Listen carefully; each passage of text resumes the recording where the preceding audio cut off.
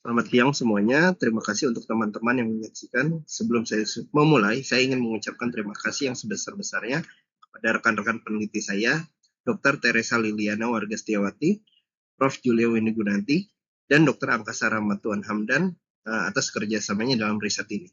Hari ini saya akan mempresentasikan studi metodologis kami yang berjudul Quantitative Histomorphometric Analysis of Collagen Bundles in Mason Trichome Stained Red Natus Norvegicus Skin yang telah dipublikasikan di jurnal Health Science Report. Oke, sebagai informasi tambahan, artikel penelitian ini telah diterbitkan secara open access. Jadi, untuk Bapak Ibu dan rekan-rekan sekalian dapat mengakses dan membaca ataupun mengunduh makalah lengkap kami secara bebas. Untuk kemudahan akses, silakan langsung memindai atau men-scan QR code yang telah disediakan di sisi kiri layar Anda saat ini. Tautan tersebut akan langsung mengarahkan Anda ke halaman publikasi resmi kami. Sekali lagi, terima kasih atas perhatian. Oke, mari kita mulai dari latar belakang. Kenapa sih penelitian ini menjadi penting? Pertama, kita harus memahami dulu apa itu kolagen. Kolagen adalah protein struktural utama di dalam matriks ekstraseluler kulit kita.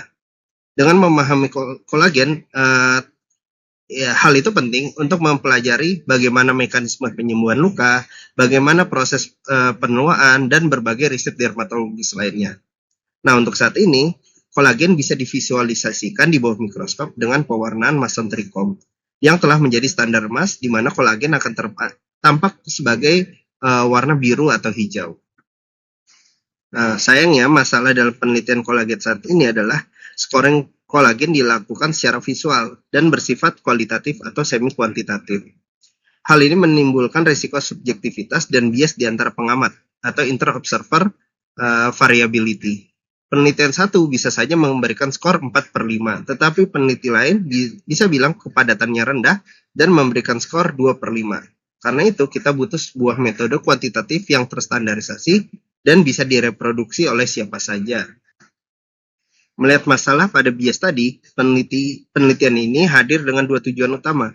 Pertama, untuk mengembangkan dan memvalidasi metode histomorphometri digital yang reliable untuk menghitung serabut kolagen secara kuantitatif. Kedua, untuk membuat sebuah protokol metodologi step by step khusus untuk jaringan kulit tikus yang diwarnai dengan Mason Trichome. Ada empat tahap utama yang akan kita bahas. Pertama, persiapan sampel, digitalisasi gambar, pemrosesan gambar, dan validasi data. Langkah pertama adalah persiapan sampel. Subjek digunakan adalah tikus Wistar atau Ratus Norvegicus. Kita mengambil sampel kulit tikus melalui eksisi standar. Selain itu, jaringan diproses dan difiksasi menggunakan formalin 10%, kemudian dimasukkan dan diblok menjadi parafin blok. Terakhir, jaringan dipotong dengan mikrotom menjadi ketebalan 4-5 mikrometer. Setelah dipotong tipis, jaringannya kita warnai dengan Mason Trichome.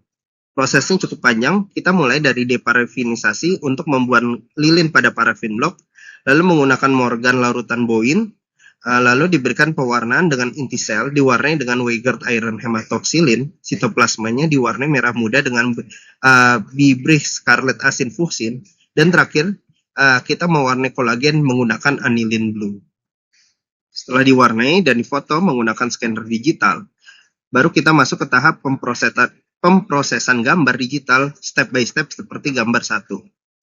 Gambar A adalah foto asli dengan ketebalan kulit dari permukaan hingga muskulus. Lalu menggunakan komputer kita memesakan menjadi stain biru hijau di gambar B dan stain merah muda di gambar C. Kita juga akan membuat sebuah mask hitam putih atau gambar biner di gambar D yang nanti akan digabungkan dengan software menjadi gambar E dan F. Tahap memisahkan warna tadi disebut sebagai color deconvolution. Tujuannya untuk memisahkan komponen warna kolagen yang berwarna biru hijau dengan sel lainnya seperti sitoplasma ataupun otot yang warnanya merah muda. Kita cukup menggunakan software gratis bernama ImageD dan menggunakan plugin color deconvolution yang sudah tersedia untuk ImageD. Kita bisa menggunakan angka vektor RGB bawaan yang ada di dalam color deconvolution atau menggunakan region of interest vektor khusus seperti tabel 1 agar hasil pewarnaannya lebih akurat. Langkah ketiga adalah membuat region of interest atau mask yang menggunakan teknik thresholding. Tujuannya agar hitungan kita nanti benar-benar fokus hanya pada daerah dermis kulit saja, tidak melibatkan adnexa kulit, tidak melibatkan kelenjar sebasea, tidak melibatkan otot ataupun jaringan lemak.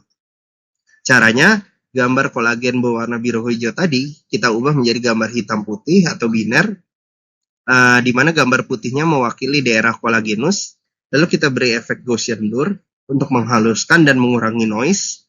Terakhir kita gunakan operasi morphological close. Dengan cetakan emas yang padat tadi bisa menghilangkan celah-celah atau retakan alami yang ada di dalam jaringan yang tidak terwarnai oleh aniline blue. Setelah emas dermisnya jadi, langkah selanjutnya adalah mengisolasi area warnanya. Di sini kita menggabungkan gambar hasil langkah pertama dengan gambar emas dari langkah kedua menggunakan fitur image calculator. Kita memanfaatkan operasi matematika logic N, dan kita memerintahkan gambar untuk mencocokkan gambar daerah kolagen biru hijau dengan area emas dari dermis. Hasilnya sistem akan hanya mengambil piksel kolagen yang benar-benar berada di dalam batas dermis. Proses yang sama kita juga ulangi pada warna merah-merah muda.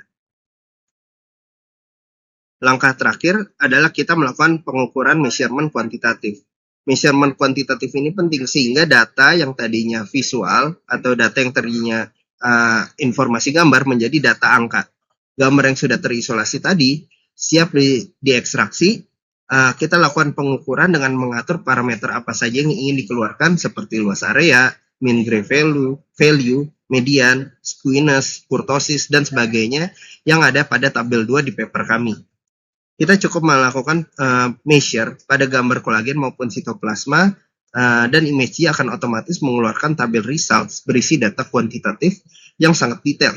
Data ini kemudian bisa langsung kita ekspor menjadi format comma separated value, CSV, untuk diolah lebih lanjut menggunakan aplikasi statistik lain.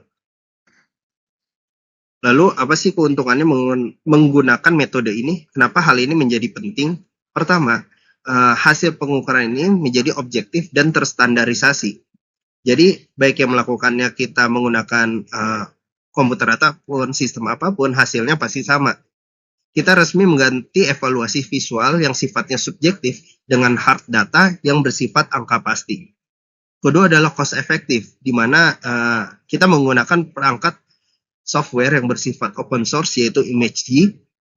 Dan ketiga, aplikasi ini bisa diaplikasikan lebih luas lagi, tidak hanya pada dermis untuk riset luka bakar, riset anti-aging, dan juga analisis fibrosis.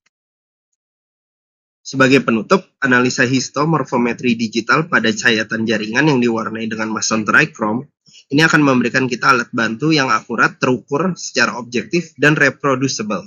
Bisa diulang kapan saja dengan hasil yang konsisten. Peneliti di paper ini sangat merekomendasikan protokol standar ini untuk riset-riset dermatologi ataupun wound healing di masa depan menggunakan model hewan uji. Sebagai penutup, saya mengucapkan terima kasih telah menyimak presentasi ini. Jika teman-teman peneliti ataupun sedang mengerjakan tesis, skripsi dengan topik berkaitan dengan kuantifikasi jaringan dan ingin membaca protokol lengkap dan parameter software yang kami gunakan, bisa men-scan QR code yang ada di layar atau klik link di deskripsi video untuk membaca full paper kami di jurnal Health Science Report.